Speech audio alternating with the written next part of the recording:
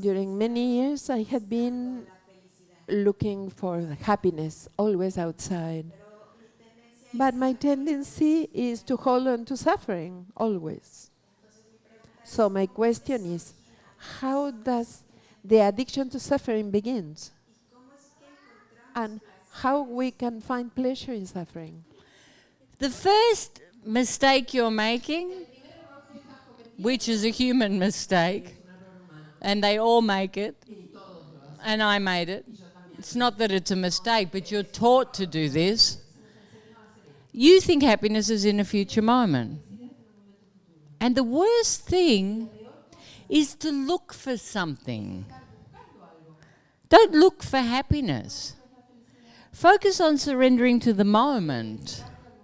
And that's all you have to do. Because you are attached to something being a certain way. And you can't have that. Life's a multitude of experiences. And once you learn to surrender, you can start to appreciate everything, because the most difficult things are opportunities to grow. And the rest of the time, if you establish consciousness, you can live in joy. Humans live in joy when they're anchored in the present moment, when they're anchored in consciousness. But the first thing is, the search of happiness. It's good in one level because it brought you to this point, no? But now you have to let it go. Stop trying to be happy. Just be. Just be. And your ego wants to suffer because the ego wants attention. It's always looking for attention. You see it with little children. If they don't get what they want, what do? Until you go, oh, what's wrong? Come on. Okay, you can watch television. Yes, Daddy will buy you a pony. You know, it's like that. And we learn to manipulate because we want attention. Some children get sick all the time to get attention. We have all sorts of different habits that take us into suffering. But the first habit is we don't surrender to the moment. So we have to learn to surrender to the moment and not look for anything. Just focus on consciousness and allow. People that are happy are not looking for happiness. It just is. People that love themselves are not looking for love. It just is. And this is the secret of present moment awareness, because it's not illusionary. It's internal and it's permanent, but without attachment. Good.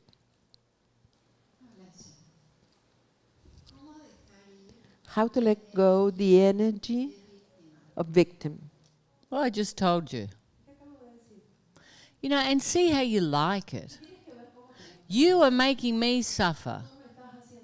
You are the reason I'm unhappy.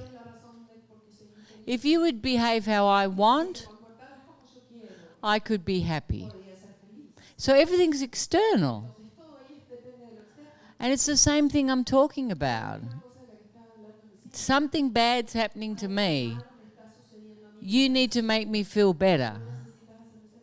And it means you're not taking responsibility for what you're being. So how do you get to that point? How do you get there? Doing the process. That's why you're here. You have to move everything. And then at some point, you'll start to see your victim. How you keep creating situations and how you enjoy it, because you don't have to take responsibility. And at some point, you have to change. Because we all know what we're doing. If we're here, we know. There might be blind spots. But if you go really deep, at some point you're aware of what you do. You're also aware of what's happening externally. You're aware of that. And it's an energy too. It's dense. You know, even when you ask the question, how can I let go of the victim? You're very identified with it. And it's because it's a comfortable place for you, because you've been there for a long time. But you can leave that now. Obvio, that's why you came. And stop putting all your attention on your partners and your this and your that. Yeah, put it in you. It's just an addiction. Yeah, muy bien. You know, all of you are here to heal these things. It's not a mistake that you're here. You're ready to have a full human experience. To be free. Say what you want, feel how you want, be genuine, not be acting all the time, not have masks all the time. Be your true essence. And it takes courage. It takes a lot of courage. And you look throughout history, everyone of greatness, they broke with tradition. You know, you think everyone loved Jesus? No, the Jews wanted to kill him.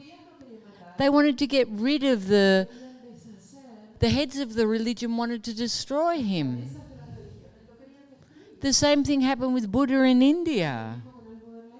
They wanted to destroy him. You know, wherever there's people that are focused on consciousness and provoking change, there's always the other side.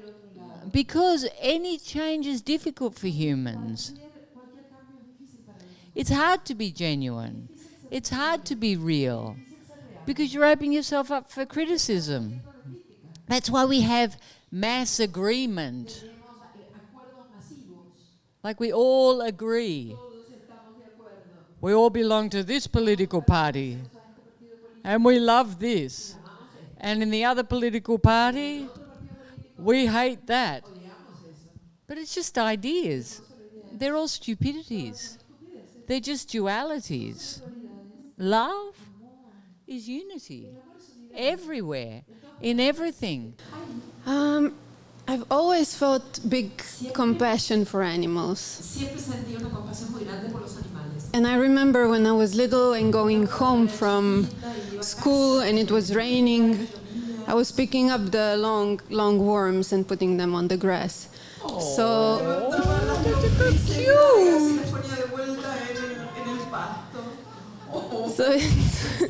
I used to do retarded things like that too. And then my father would stick them on a hook. And he would go fishing, you know. So my question is, it's really hard for me to see perfection in the way we treat farm animals especially. I don't know, I feel like I cannot see them as empowered, you know, they're locked in cages, so I feel, can you help me see perfection? I don't want you to see perfection. I want you to see evolution. But we're not focused externally. Of course it's not perfect. It's perfect for what it is. But it can be more. No one wants to see suffering. I don't want to see children with their arms chopped off to beg for money either. Or sold for pedophiles. You know, I think it's disgusting. Human trafficking, cruelty to animals. But where does it come from? Where does these perverse, disgusting behaviours come from? Where? Lack. Lack. Absolute lack of love of self. There's not enough. So we have to lock animals up and stuff them full of food and sell as many as we can. And it doesn't matter if they're dying or if they're full of disease. I have to rape children because I've lost my own innocence. And I've tried everything else. And that's all I can find pleasure in. You know, do you think I condone these behaviors? No, but it's like that. So how are we going to change that? Through the evolution of consciousness. People that love themselves love everything. You'll see us. We have so many animals. And all the teachers, the animals are just as important. And we have a lot, huh? We've got llamas and cows and horses and dogs and cats and you can't even imagine the animals we have. And they're all important for us. The properties are important for us. Everything's important for us because we love ourselves and we don't feel lack. So, how do we change the world? Sure, we speak our truth, but we have to elevate consciousness. Now, how do you stop suffering that? By letting go of your internal suffering. Because I used to suffer everything, but it didn't change it. When I was a child, every time I see a dead animal, because of the car, you know, roadkill, I'd be crying all the time. Did it change it? No.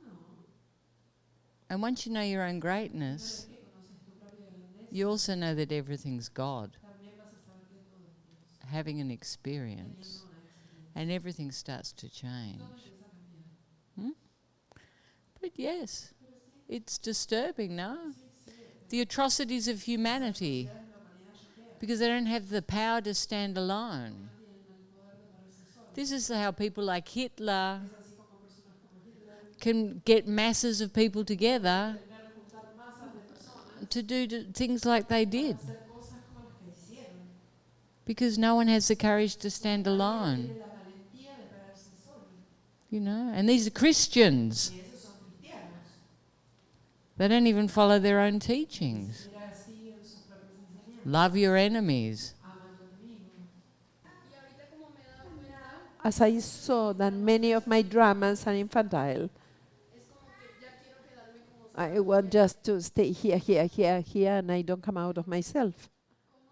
But how to know that yes is mine and what is fake? You're focused inwards now. Stop worrying about you and focus on your consciousness. That's beyond your personality. And everything will reveal itself. You know, you're trying to define yourself and you're in a transition. And when you're within a transition, you can't define yourself. And when you are defined, you can't define yourself. Because you're everything. Like if you ask me to define myself, I have no idea. I'm love. That's it. I don't have another definition.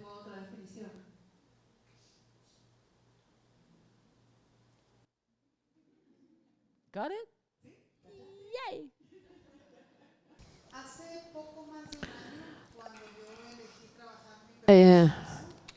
A little bit more than a year when I chose to work with my perfectionism, I saw that really that was related with beliefs that are very ingrained in me, like not believing, not trusting myself, and the believing not to be good enough or able to do things. My question is, how can I replace those beliefs that limit me for the ones that can empower me. You know, you don't have to work on your personality. And this is something that you guys have got to understand. Your personalities are a multitude of things. And some of the aspects of your personality that you perceive as negative or victimized or whatever, they start to just dissolve naturally. You know, we don't focus on the leaves of the tree. We're just cutting the root. The root of fear. And everything. And when the new tree grows, it flourishes. It's perfect. It will be abundant. And it will give birth to the fruits of love. It's not going to be focused on trivialities and what's wrong and insecurities and greed and whatever. All of those words that we associate with negative. Okay? And this is why this works so fast. If you do what you're told and focus on consciousness. You know, the problems with us, with humans, is I want to understand. I want to understand. Why am I doing this? Where did this come from? You know, this is why psychologists are so rich. Because they sit there and listen to you and they tell you where it comes from. So we're jumping the psychologist. And nothing against psychologists, no, fabulous. Because everyone needs someone to talk to. But the thing is this, we're jumping that part. We're not going to look at any of it. We're not trying to become functional. We're trying to become divine. And once you're divine, everything falls into place naturally. Yes? And I know it's not easy. Firstly, we always think we're doing everything wrong. That's the first thing. Secondly, we think it's not working. It is. It's working perfectly. But there's chaos. Everything's chaotic. My emotions are chaotic. My thoughts are chaotic. My roommates are chaotic. Everything's chaotic. So stop trying to find reason within the chaos. Stop. Just wait. Because when the mud settles, the river will flow. And it will be so clear, so easy, so natural, you won't ask. And this is when you know you've got it. When you stop asking. And that doesn't mean don't ask questions. You know, we're all going to sit here like we got it. Questions?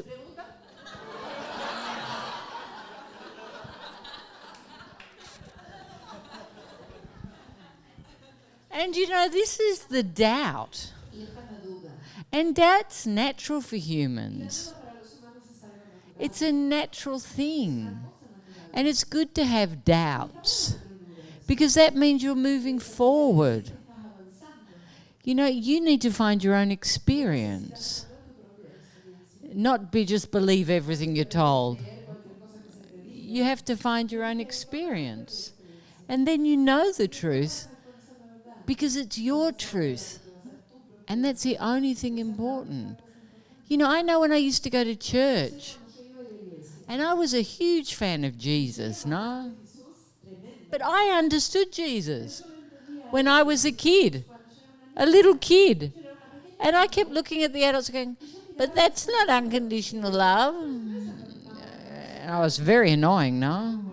I used to question everything. Because divinity, enlightenment, it doesn't have fear. It doesn't have sin. It doesn't have punishment. It just has perfection and evolution. But humans interpretate everything from duality. And so we've created this mind of guilt and ideas and victimism and suffering. If we see people suffering, like ascetics or monks, and you look at them and you think, oh, and people think, oh, wow, aren't they amazing? And they're miserable. We have to celebrate joy. We have to celebrate love, not rigidity, not negation. We have to celebrate life. Everything's celebrating, so we need to celebrate. Happiness is not in the future.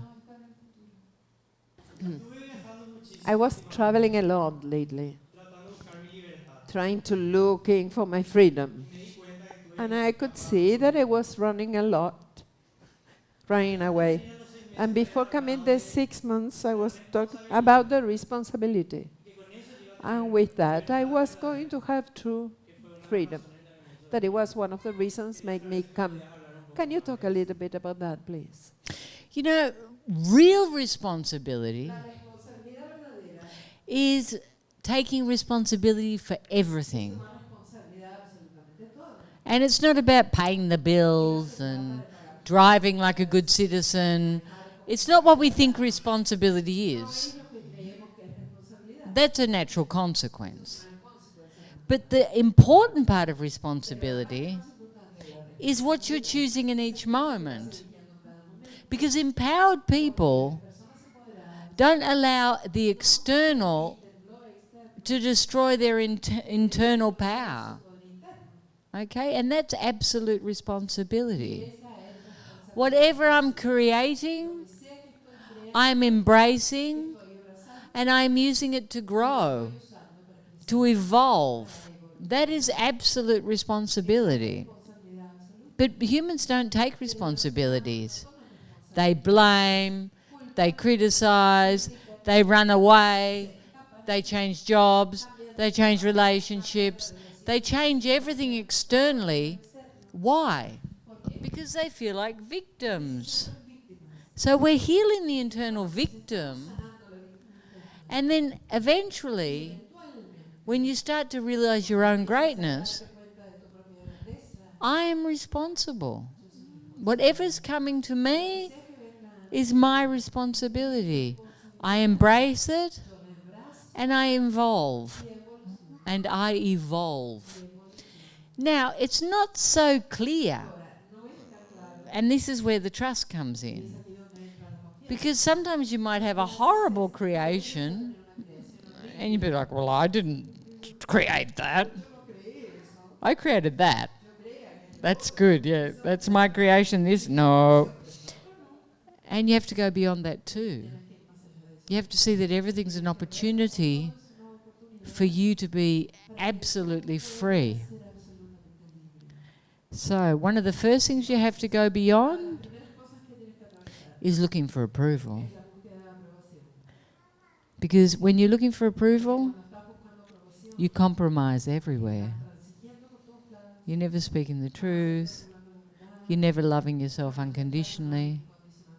And absolute responsibility is enlightenment. Hello. Hola. I have a doubt. You talk about the duality in the head and unity in the heart. Can You know, talk the a little heart bit? is neither masculine nor feminine. And the head has that duality. So there's this constant internal fight. Positive, negative, good, bad, masculine, feminine. Everything is based in the intellect. The heart is in unity. There's no duality.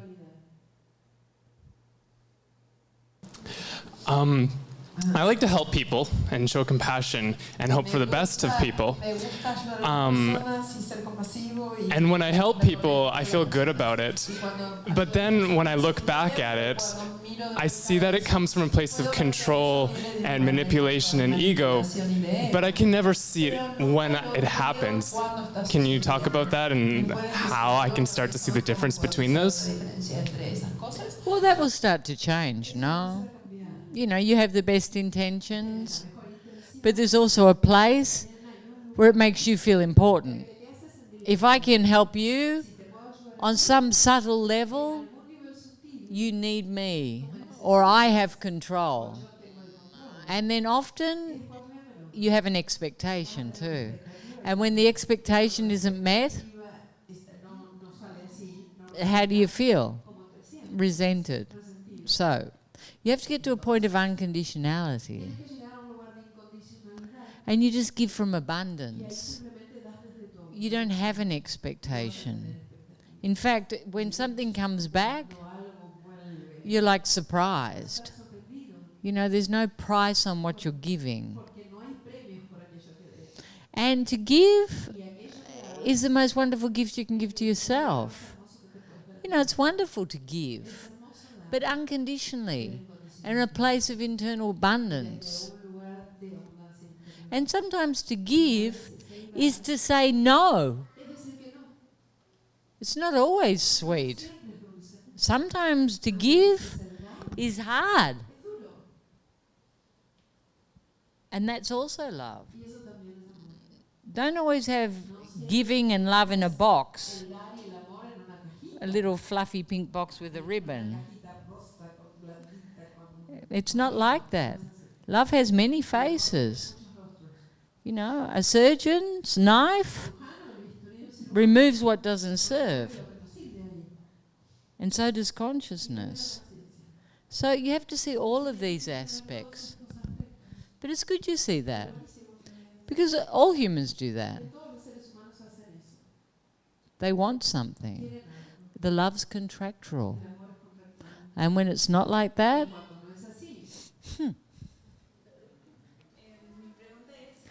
My question is how I can receive without the need of wanting to give back. And how I can give from love. let me fix the first thing. Just receive. And don't think you have to give. Because that's where you want control. So I'm going to give you something back. Firstly, because I don't deserve you gave to me. And secondly, I don't want to owe you anything. I want to feel control. It's exactly what he's talking about. You know, and we just have to let all that go.